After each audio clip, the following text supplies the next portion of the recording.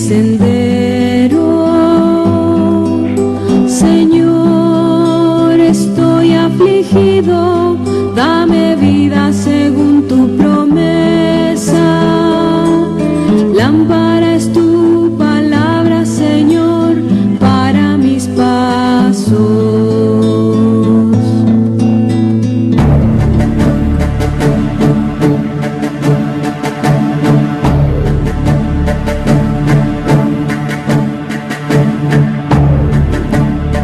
Buenas tardes, queridos hermanos, hermanas oyentes de Radio Anglicana, la radio de la Iglesia. Bienvenidos a este momento de encuentro en este programa de la palabra hoy con nuestro hermano Juan María Tellería. Juan María, buenas tardes. Hola, muy buenas tardes, Noel, muy buenas tardes, equipo de Radio Anglicana, y muy buenas tardes a todos nuestros radio oyentes. Así es, buenas tardes, Tellería. Continuamos en nuestro programa de la palabra hoy reflexionando sobre el Evangelio según San Juan. En esta ocasión hablaremos sobre la oración sacerdotal de Jesús. Comenzamos con un breve momento de oración.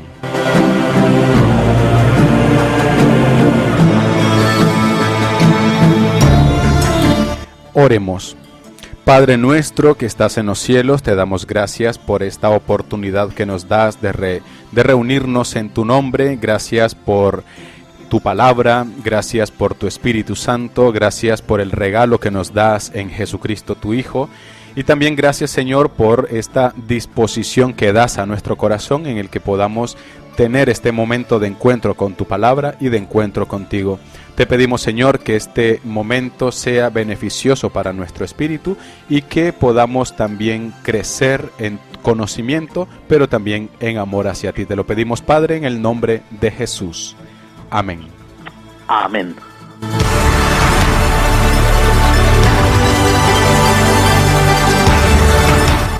En capítulos anteriores hablábamos sobre el capítulo 1 de San Juan, la importancia del verbo de Dios, la importancia que tiene ese pasaje. Luego también hace 8 días hablábamos sobre el gran discurso eucarístico del capítulo 6 de San Juan. Y ahora pues continuamos siempre con el Evangelio de Juan y hablaremos sobre la oración sacerdotal de Jesús que encontramos en el capítulo 17.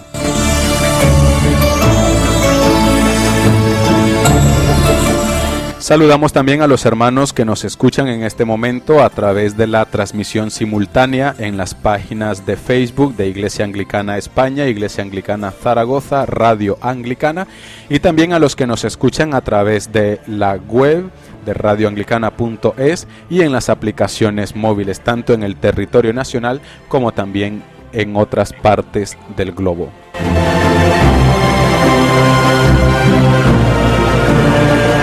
Comenzamos, Tellería, sería importante que nos explicaras por qué se le llama la oración sacerdotal a este pasaje del capítulo 17 de San Juan.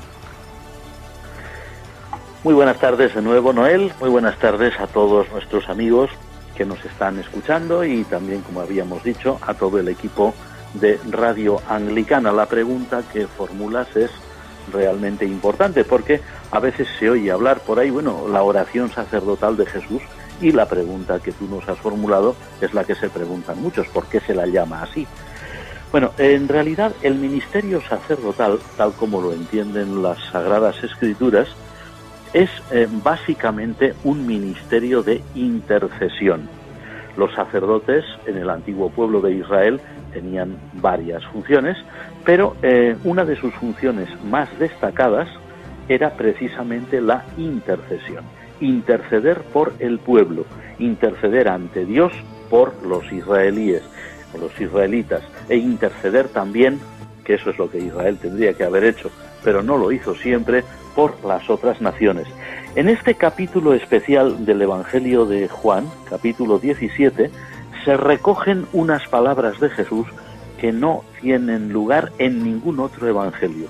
Únicamente Juan deja constancia de ellas, y es la oración que Jesús realizó poco antes de ser prendido en el huerto de Getsemaní, lo que diríamos hoy dentro del Jueves Santo, y Jesús pronunció esta oración para interceder por sus discípulos, para pedir a Dios por ellos, para pedir que los protegiera, para pedir que los guiara, para pedir que los condujera por el camino que les esperaba por delante, que no era un camino fácil. Como es una oración de intercesión y además una intercesión realmente hermosa, por esta razón se le da el nombre de oración intercesora u oración sacerdotal. No hay que olvidar que según la epístola a los Hebreos, no es el Evangelio de Juan, pero es otro escrito del Nuevo Testamento también, según esta epístola, Cristo es nuestro sumo sacerdote.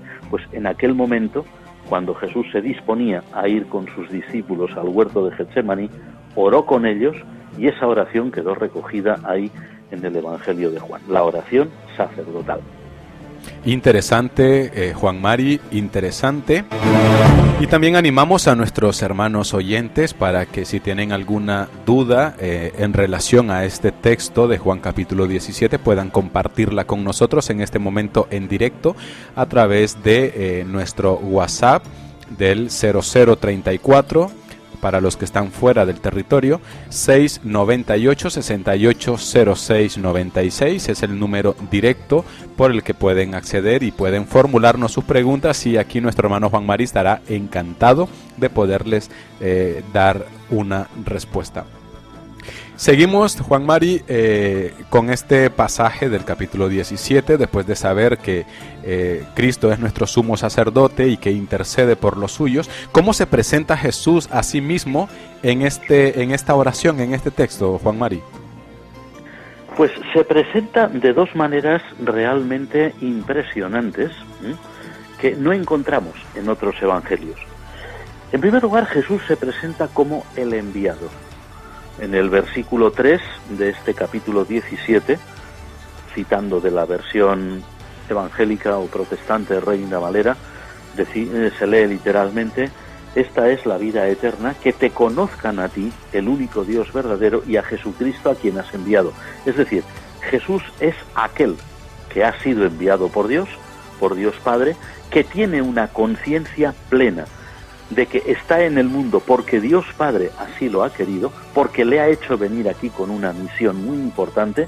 Y en segundo lugar, en esta oración intercesora, Jesús se presenta también, atención porque este es un dato muy importante, como aquel que antes de ser enviado por Dios el Padre a la tierra, entre los hombres, había compartido la gloria de Dios Padre en la eternidad. Es decir, que esta oración llamada sacerdotal por los especialistas, nos presenta una imagen de Cristo como no la encontramos en ningún otro evangelio.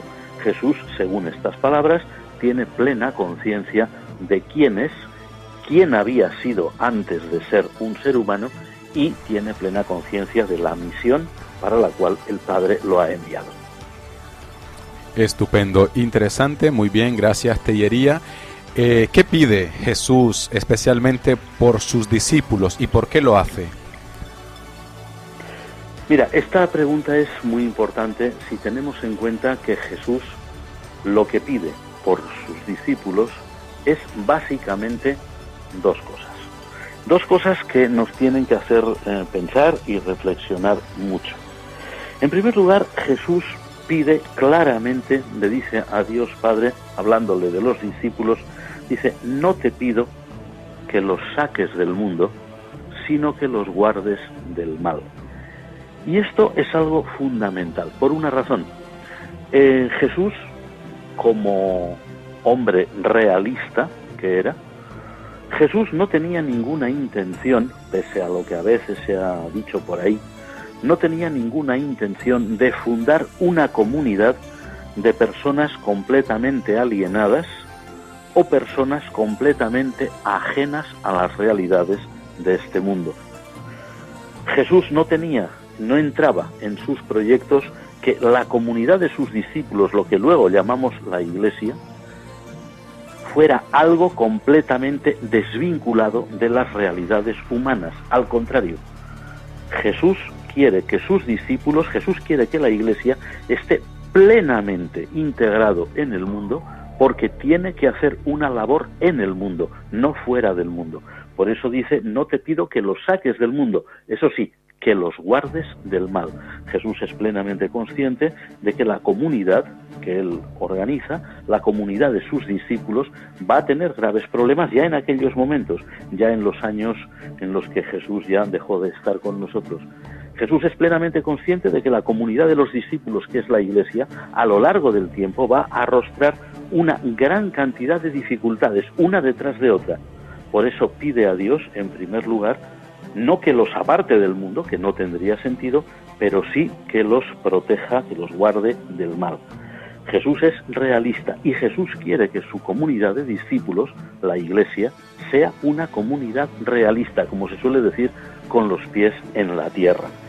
Y en segundo lugar, en esta oración encontramos también una petición realmente extraordinaria. Jesús va a decir, para que todos ellos sean uno.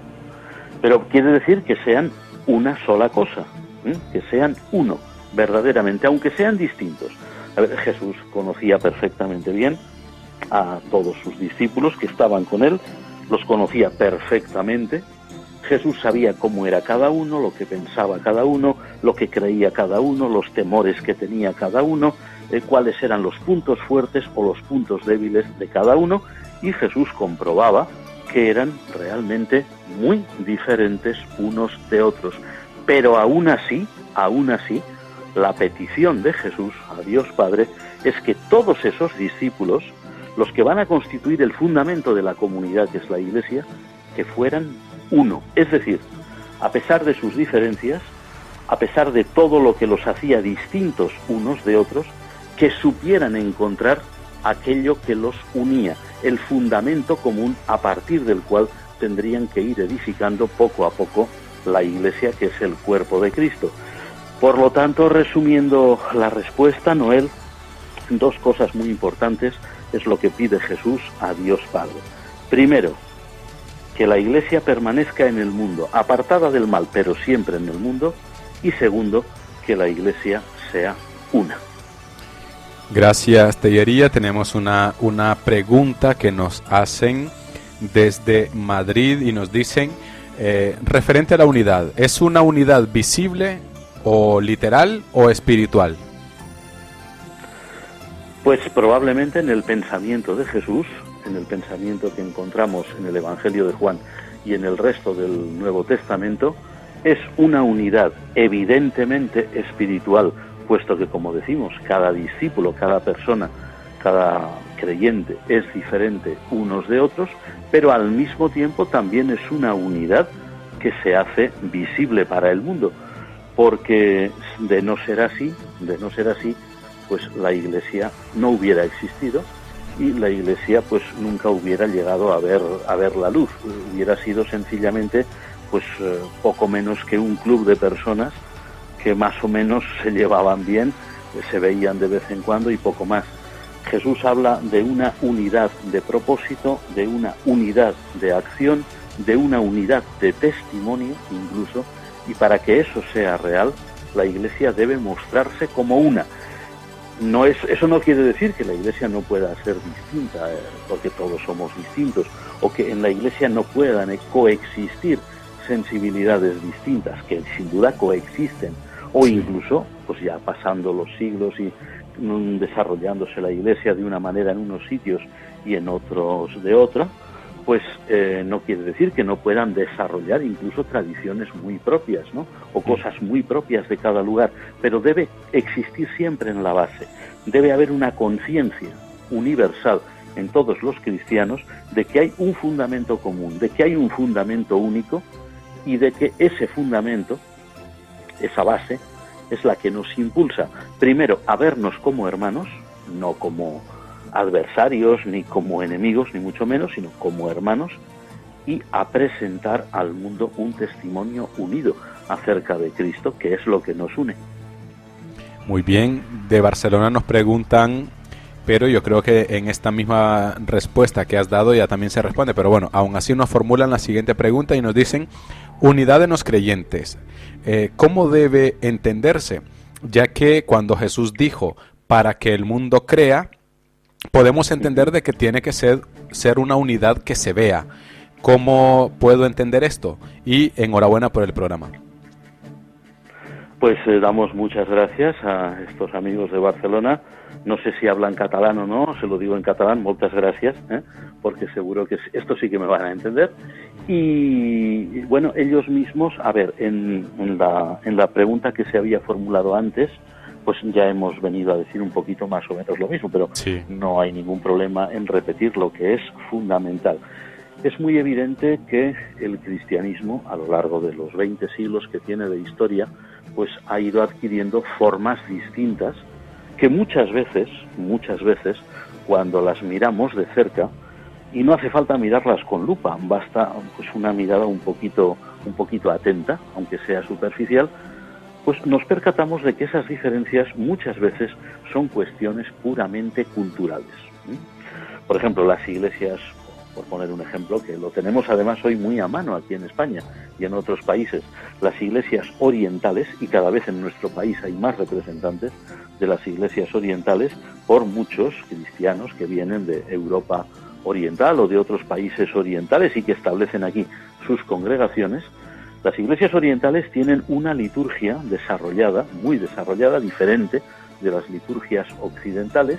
Tienen unos ritos propios que responden a ciertos puntos históricos de su trayectoria en sus países de origen, pero cuando los contemplamos y cuando ellos mismos explican, pues mira, tenemos esta festividad del calendario por esto, o hacemos este rito de esta manera, por esto o por aquello, vemos que en realidad lo que ellos aportan no es una negación, ni es un concepto contrario a lo que, por ejemplo, podamos hacer o pensar en Occidente, sino que al contrario lo que hacen es enriquecernos, y ellos también se enriquecen con lo que ven en el cristianismo occidental.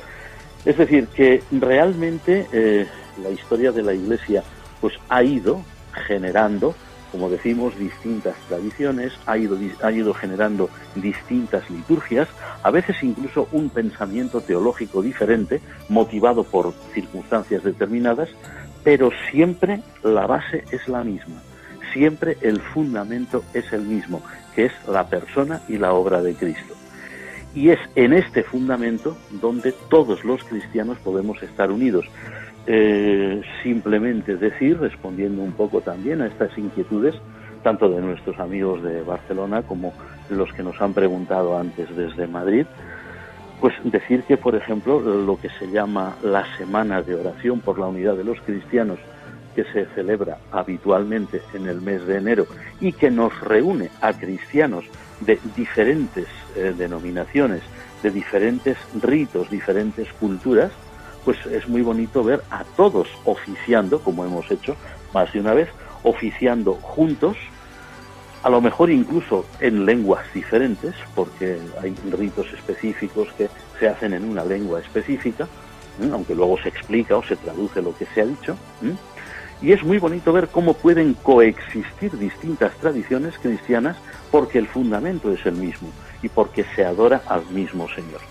Y eso tiene una fuerza testimonial muy grande. Yo también estoy de acuerdo con estos amigos que nos dicen que de cara a un testimonio efectivo ante la sociedad y ante el mundo, los cristianos debemos mostrarnos unidos, aunque sea cierto que a lo largo de la historia, como decimos, se han generado tradiciones distintas o incluso un pensamiento teológico distinto, pero nada de eso debe contribuir a la desunión, sino al contrario, a la unión y al enriquecimiento mutuo.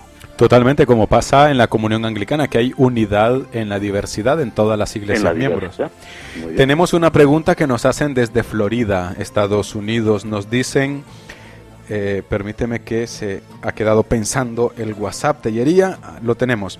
A ver. Hay un texto que nos dice, a un solo rebaño bajo la guía de un solo pastor. Y luego en el capítulo 17, Jesús nos decía que todos sean uno. Durante mucho tiempo de mi vida creí que el ser uno, lo que el Señor quería, era que todos perteneciéramos a una sola iglesia. Me gustaría conocer la diferencia entre la unidad deseada por Jesucristo y la uniformidad deseada por muchas denominaciones. Tellería. Pues mira, las palabras mismas lo dicen, porque nuestra lengua castellana, gracias a Dios, es una de las lenguas mejor pertrechadas del mundo para expresar pensamiento abstracto. Nunca olvidaré las palabras de un antiguo profesor que tuve cuando yo estudiaba en un instituto y que decía que el griego antiguo, el alemán y el español eran las lenguas que tenían mayor flexibilidad de vocabulario para la filosofía y la teología. Tenía razón. Nos dice esta persona, este amigo nuestro que nos escribe desde Florida y nos ha escrito, tú has leído, dos palabras fundamentales. La primera, unidad; la segunda, uniformidad. La uniformidad, como su nombre dice en castellano, significa todos con una misma forma.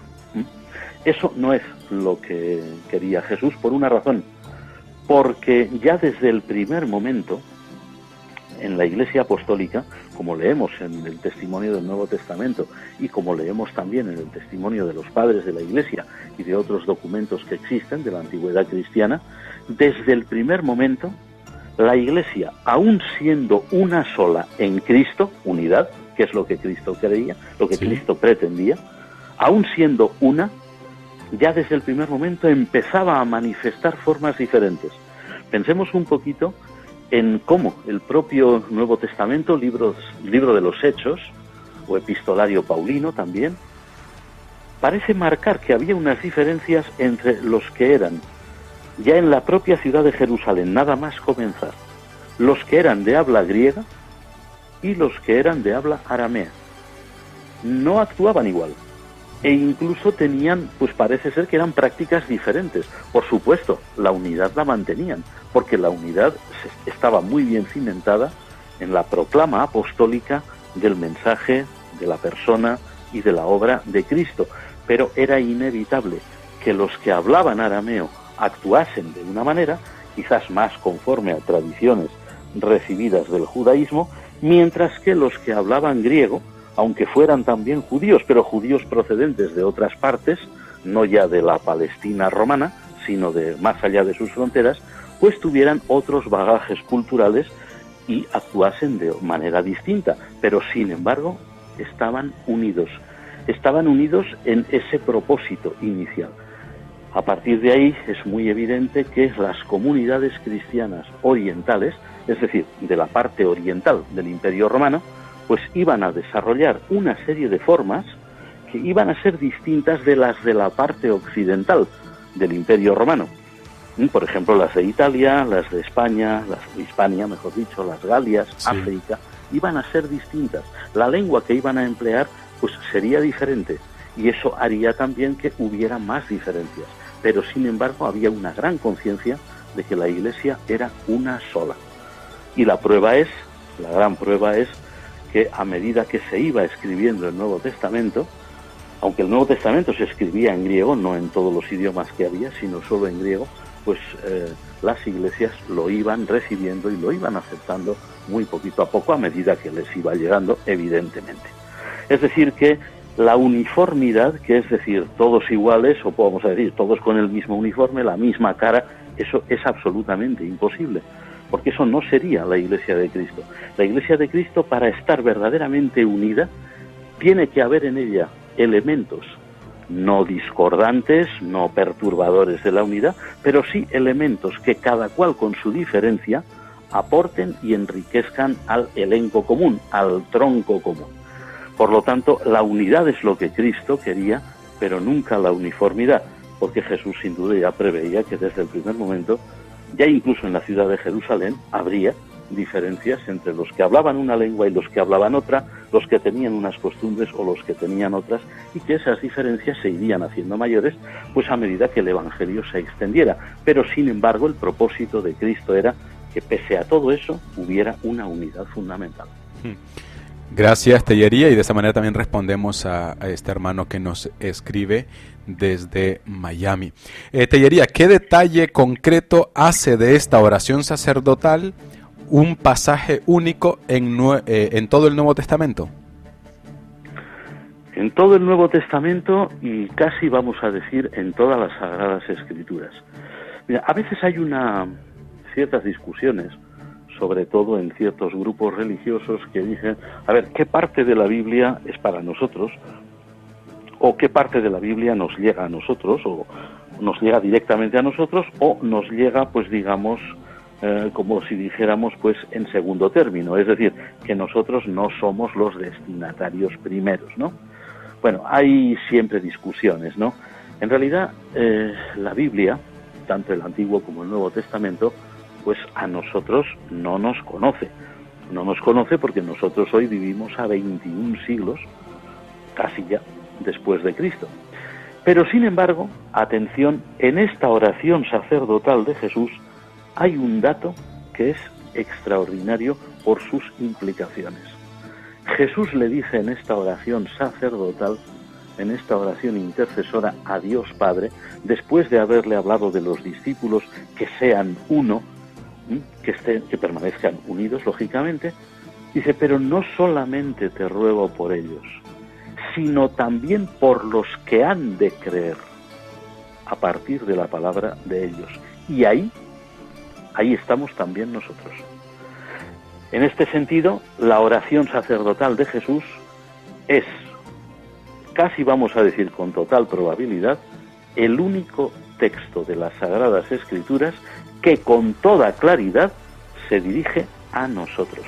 Porque todos los que en tiempos futuros iban a creer en la palabra de los apóstoles, en el testimonio de los discípulos primeros de Jesús, dentro de ese gran grupo estamos los cristianos del siglo XX y han estado los cristianos del siglo XIX, estamos los del XXI, los que nacimos en el XX pero vivimos en el XXI, estarán los de siglos futuros, porque todos nosotros hoy, los que somos creyentes cristianos, lo somos por la palabra del testimonio apostólico. Fueron los apóstoles los que predicaron a Cristo. Fueron los apóstoles los que de forma directa o indirecta hicieron que las tradiciones sagradas acerca de Jesús se pusieran por escrito en los evangelios. Fueron algunos de los apóstoles los que escribieron de forma directa o indirecta las epístolas apostólicas. El libro del Apocalipsis se atribuye tradicionalmente también a uno de los apóstoles. Pues todo ese testimonio apostólico es la base de la fe cristiana, es lo que ha cimentado la fe cristiana y eso llega a nosotros hoy. Jesús dice, no te pido solo por ellos, sino también por los que han de creer a través de la palabra de ellos. Es decir, que cuando nosotros leemos la oración sacerdotal de Jesús en San Juan 17 y la leemos completa, nos vemos también nosotros reflejados ahí. Hay muchas cosas en la Santa Biblia que nos pueden impactar, incluso diremos así, muy directamente, como si dijéramos, uy, esto se ha escrito para mí. Y sin duda alguna es así en la experiencia de cada persona. Pero hablando stricto sensu de un texto bíblico que se dirija con claridad a los creyentes futuros, y nosotros somos futuros para los creyentes del siglo I, ese texto, el único es la oración sacerdotal de Jesús. Y eso significa algo. Eso significa que Jesús nos tuvo presentes, nos tuvo en cuenta, pensó en nosotros, más todavía, oró por nosotros. Y como ya nos ha anticipado alguno de nuestros amigos con sus intervenciones y sus preguntas, efectivamente oró para que nosotros fuéramos uno. Oró para que estos discípulos que íbamos a venir después y que íbamos a creer por la palabra de los discípulos del Señor, palabra directa o ya en nuestro caso palabra escrita, porque los apóstoles hace ya muchos siglos que murieron, todos nosotros estamos llamados también a participar de esa unidad del cuerpo de Cristo para que el mundo crea, efectivamente, lo dice Jesús bien claro, para que el mundo crea que tú me has enviado. Amén. Es decir, que Jesús pide por la unidad como unidad de testimonio. Amén. Gracias, Tellería, por estas aclaraciones y estos comentarios y también por la respuesta a los hermanos que han intervenido en esta ocasión. Ya para ir finalizando, Tellería, serían dos cositas, conclusiones sobre este capítulo 17 de San Juan y acompañado de la oración final. Bueno, y antes que nada, Noel, muy brevemente, si me lo permites, dar una vez más las gracias a todos estos hermanos y amigos nuestros que al intervenir con sus preguntas, lo que hacen es enriquecer muchísimo nuestro programa Y no solamente eso, sino que nos dan una grandísima alegría porque entendemos que ellos están allí escuchándonos y que ellos quieren también colaborar con nosotros, y eso es algo extraordinario. Correcto. Corazón, muchas gracias a todos. Pues vamos a ver, Noel, decimos un resumen. Mira, el resumen vamos a decirlo así. El capítulo 17 de San Juan nos presenta la oración más extraordinaria recogida en los evangelios, pronunciada por Jesús, en la que Jesús se presenta a sí mismo en toda su pureza humana y divina, porque es el enviado y al mismo tiempo es quien compartía la gloria de Dios antes de la creación del mundo, y también porque es una oración en la que Jesús tiene en cuenta a todos sus discípulos, a los que tenía delante en aquel momento, cuando estaba pronunciándola, y también a todos cuantos íbamos a venir después, en tiempos futuros, y sin duda a los que vendrán detrás de nosotros, a los que vendrán después de nosotros, pero no en la siguiente generación solo, sino incluso en siglos venideros, en todo el tiempo que dure este mundo. Y, como decías, Noel, pues podríamos muy bien despedirnos con una oración. Padre nuestro, que estás en los cielos, te damos muchas gracias, Señor, porque en tu gran misericordia tú enviaste a tu Hijo, a Jesús, al gran enviado, al Mesías, a nuestro Señor. Y lo enviaste para que fuera uno con nosotros. Lo enviaste para que se identificara plenamente con nosotros. Y lo enviaste, Señor, también para que, como en esta oración, intercediera por todos nosotros escasos momentos antes, escasas horas antes de que comenzara su gran pasión, que culminaría en su muerte y su resurrección. En esta tarde-noche, Señor, te alabamos y te bendecimos por haber enviado a Jesús.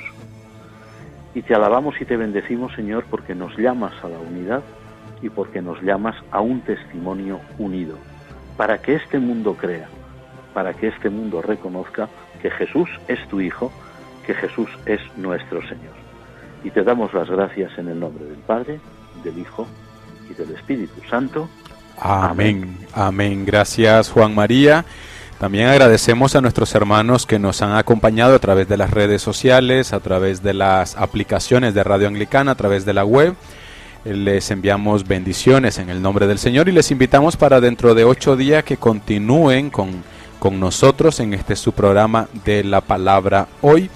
Como siempre, su hermano en Cristo, Juan María Tellería, director de este programa, y pues su servidor, que siempre también está acompañando en los controles, Noel Díaz. Les esperamos dentro de 8 días, si Dios así lo permite. Alabado sea Jesucristo. Amén. Amén.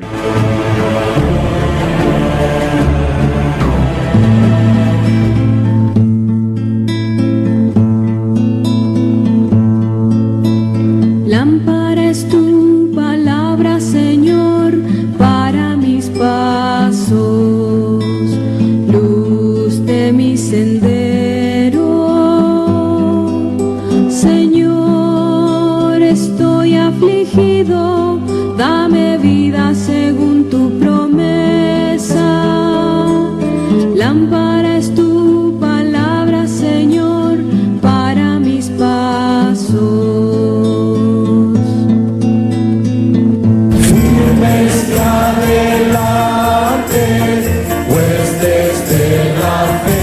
Usted está en sintonía de Radio Anglicana, transmitiendo vía internet en www.radioanglicana.es. También puede escucharnos en su dispositivo móvil, descargando nuestra aplicación para Android e iOS.